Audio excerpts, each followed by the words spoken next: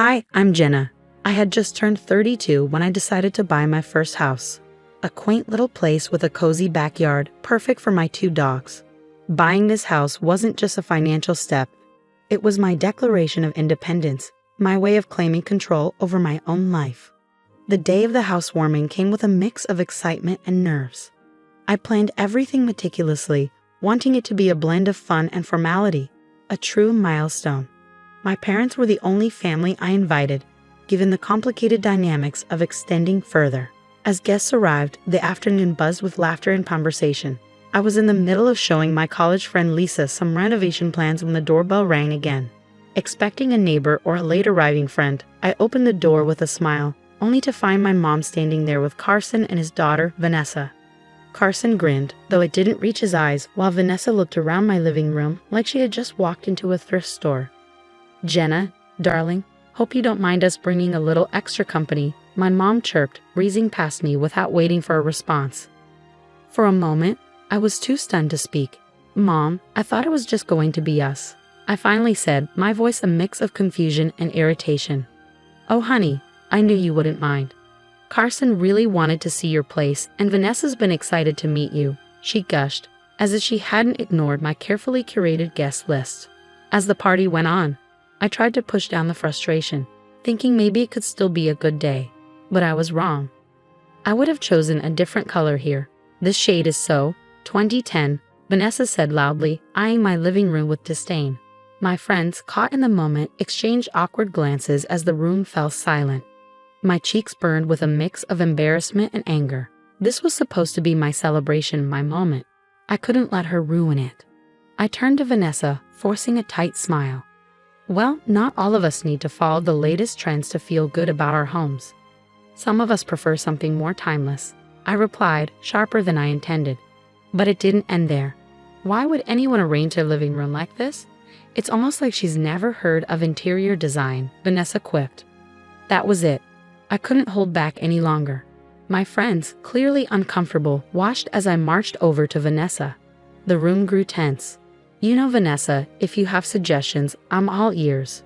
But maybe you could share them without insulting my choices in front of my guests," I said, my voice calm but firm. Vanessa blinked, surprised, then scoffed. "I'm just saying what everyone's thinking. No need to be so sensitive." Judging by the supportive looks from my friends, they weren't thinking anything of the sort. Despite the awkward tension, I could feel them backing me up. Just as I thought things would cool down, my mom pulled me aside, her face tense with anxiety. "Jenna, could we talk in private?" she asked softly. In the hallway, away from the party, she dropped the bombshell. "Honey, I know it's a lot to ask, but could Vanessa stay with you for a while? Just until they sort out their living situation." Her request hit me like a punch. "Mom, I can't. This is my space, and after tonight, it's clear Vanessa and I aren't exactly compatible." Her face fell. "Jenna, she's struggling. You know how tough Carson can be on her. It would only be for a little while." I could feel the weight of her expectations pressing down on me, like so many times before when she tried to fix things by putting me in uncomfortable situations. But this was too much. "Mom, no, I need to set boundaries. I can't have her stay here, not after how she's behaved. I'm sorry, but that's my final answer." The hurt in her eyes stung, but I knew I had to stand my ground. As she walked away, her shoulders slumped, and I felt a strange mix of triumph and dread. I had finally stood up for myself, but I knew this wasn't the end of it. As the party wound down and the last guests left, the house felt quieter, almost eerie. The echoes of laughter were replaced by a stillness that settled heavily in the air. I started cleaning up, the simple task grounding me. Each dish I washed, every crumb I swept, felt like I was trying to clear away not just the physical mess. Debris wasn't the only thing I was trying to clear away. The emotional turmoil that had spilled over throughout the night clung to me. Lying in bed later, with the house dark and still around me, I replayed the evening in my mind. My spine tingled with the apprehension of what was to come. Vanessa's smug smirk, Carson's disapproving glare, my mother's disappointment, they all haunted the edges of my thoughts. As sleep finally claimed me, I clung to the hope that maybe the fallout wouldn't be as bad as I feared. But deep down, I knew better. This was just the beginning, and the repercussions of my refusal would ripple further than I could imagine. The next morning started out ordinarily enough: coffee, a quick scroll through emails, and a mental to-do list for the day. But that normalcy shattered with a ping from my phone, a security alert from my home system. Panic gripped my chest as I viewed the live feed. Someone was at my house. I rushed home, my mind racing with possibilities. Nothing prepared me for what I found. The locks had been changed. My key was useless against the new mechanism. Peering through the window, my blood boiled as I saw Vanessa lounging on my sofa, a smug smile plastered across her face. "What are you doing in my house?" I shouted through the door. The door swung open, and there stood Carson, grinning wide and unwelcoming. "Oh, Jenna, we thought we'd take you up on that offer to stay after all," he sneered, his voice dripping with mock sympathy. "There was no offer, Carson. Get out of my house now," I snapped, my voice sharp with a command I hoped would cut through his arrogance. Carson leaned lazily against the doorframe, his posture relaxed in stark contrast to the rising anger in my voice. Now, Jenna, let's not be hasty. You wouldn't want to upset your mother, would you? You know how she feels about the police." His words hit their mark. Carson knew exactly how to manipulate the situation. My mother had a deep-rooted fear of the police, stemming from a traumatic incident in her past, and Carson wielded that knowledge like a weapon. But I couldn't let that stop me. This was my home, my sanctuary. Taking a deep breath, I pulled out my phone. "I'm calling the police, Carson. You can't just break into someone's house and change the locks." His smirk faltered, uncertainty flickering across his face as I dialed. Within minutes, the sound of sirens filled the street. The police arrived swiftly, their questions precise. Carson and Vanessa's attempts to spin the situation fell flat against the legal reality of their actions. "I have every right to secure my property," Carson argued, though his confidence waned under the officer's unimpressed gaze. "The locks were changed without permission, and she was not notified," an officer said, making notes in his book. The law was clear. Carson and Vanessa had no leg to stand on. The eviction was quick. Carson and Vanessa were escorted out, their protests muted by the firm instructions of the police. Watching them leave, I felt a mix of relief and sorrow. Relief that my home was mine again, sorrow for the inevitable fallout this would cause with my mother. As the police wrapped up their report, one officer lingered. "Are you going to be okay?" he asked, his tone kind.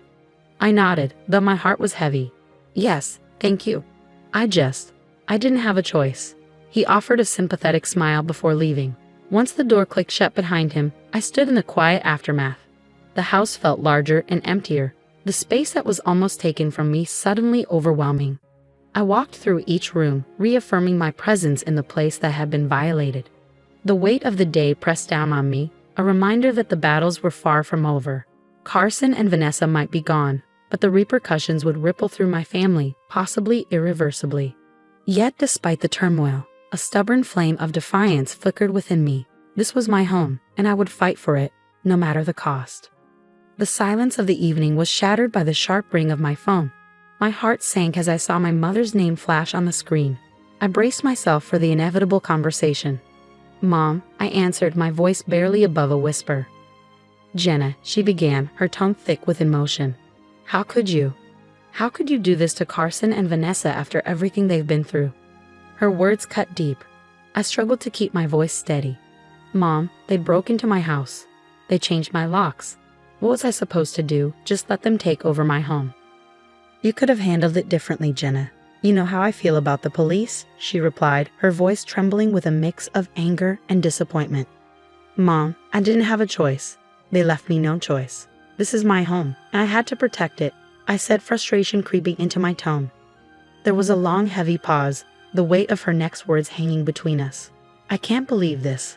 I thought you understood, Jenna. I thought you cared more about your family."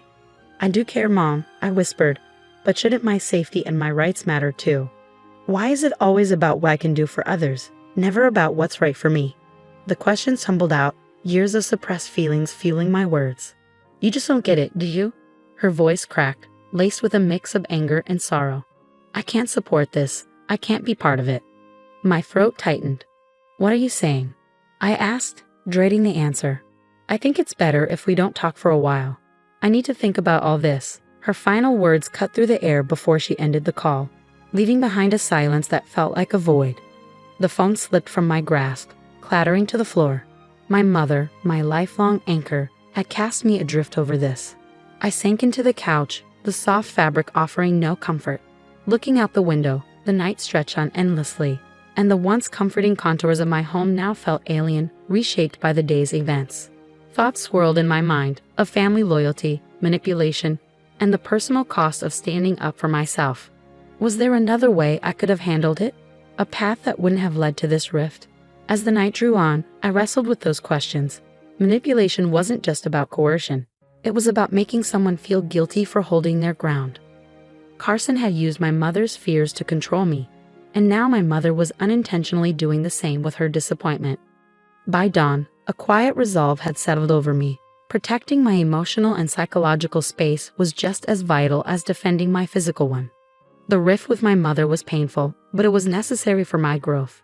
Standing in the stillness of the early morning, I knew that while the battle for my home was over, the journey to reclaim my life had just begun.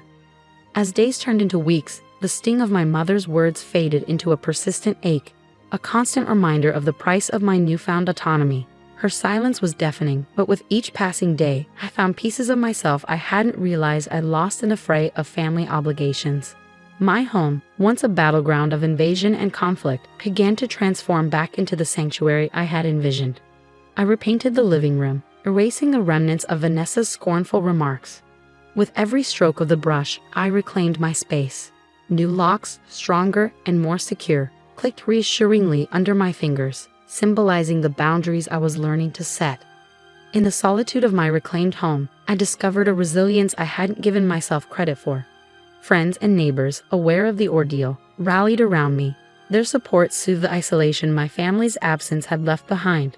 Dinners, movie nights, and long walks with those who chose to stay by my side filled my days, reminding me that family isn't only about blood, it's about who stands with you when the ground falls away.